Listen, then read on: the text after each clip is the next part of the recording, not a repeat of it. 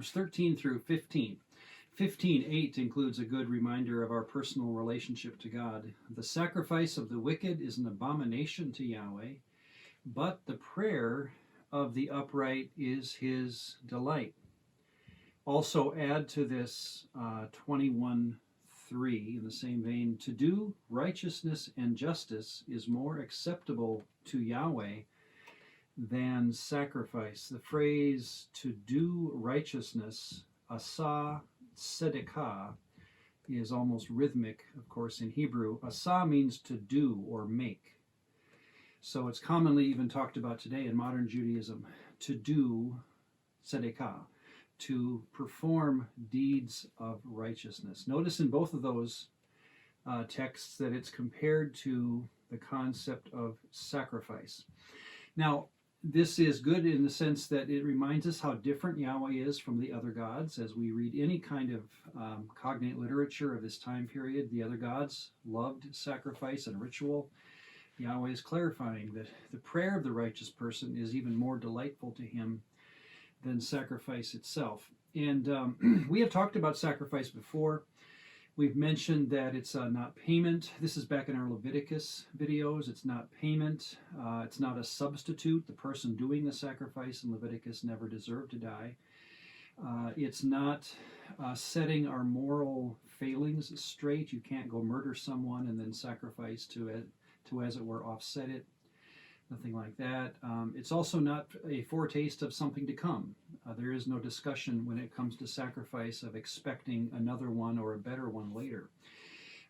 It was back in the Deuteronomy 28 to 30 video that I used the word accommodation.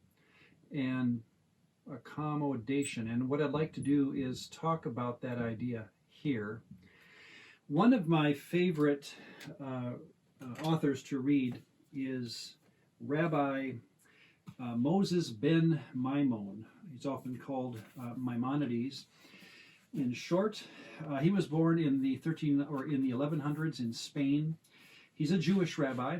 What I like about Maimonides, you can pick him off the shelf if you have a half an hour and just read him, because he like the Talmud itself, he just loves to wander through ideas. He has a vast knowledge of Aristotle, Plato, Thomas Aquinas, all the writers of that came before him, Jewish or Christian. And so when he talks about the Bible or the Old Testament to him as a Jew, he does it with, a couple of things always strike me. He has a deep understanding of human nature, and he also has a deep love of how to apply Torah, which was written, again, way back in time, but how to apply it to the common or the modern man, which, again, he's living in the Middle Ages. But listen to his discussion about the concept of sacrifice and this idea of an accommodation to human nature. It is namely impossible to go suddenly from one extreme to the other. It is therefore, according to the nature of man, impossible for him suddenly to discontinue everything to which he has grown accustomed. The Israelites were commanded to devote themselves to God's service, and he lists some verses. But the custom which was in those days general among all men, and the general mode of worship in which the Israelites were brought up, consisted in sacrificing animals in those temples which contained certain images, to bow down to those images and to burn incense before them.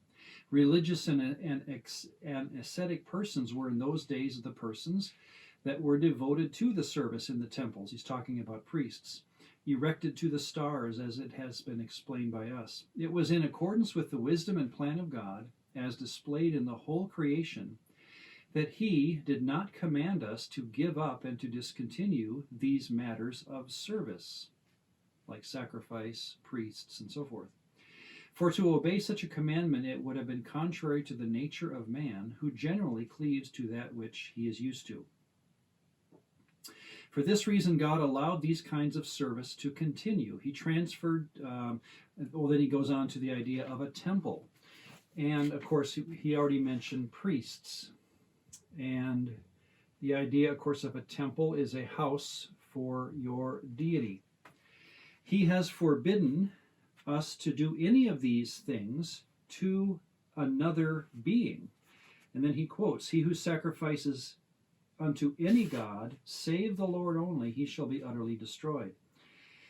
For those or for you shall not bow down to any other deity. In other words, it wasn't these things that God loved, it was doing them to him.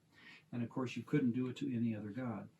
By this divine plan, it was effected that the traces of idolatry were to be blotted out. And the truly great principle of our faith, the worship of God, was firmly to be established. This result was thus obtained without deterring or confusing the minds of the people by the abolition of the service to which they were accustomed, and which alone was familiar to them. I know that you will at first reject this and find it strange, talking to his own students.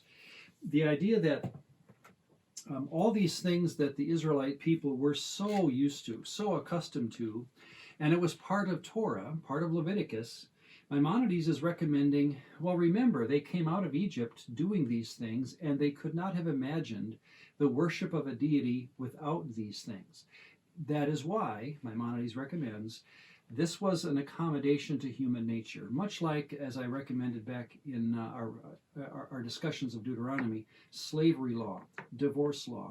These are the kinds of laws that God didn't write because he wanted to. He wrote them because that's where mankind was at the time. Well, what that ends up doing then is making us, and here's where the book of Proverbs in these two texts we read this morning really fit in, that to do righteousness and to talk to God in prayer is better than ritual, better than sacrifice, better than these things.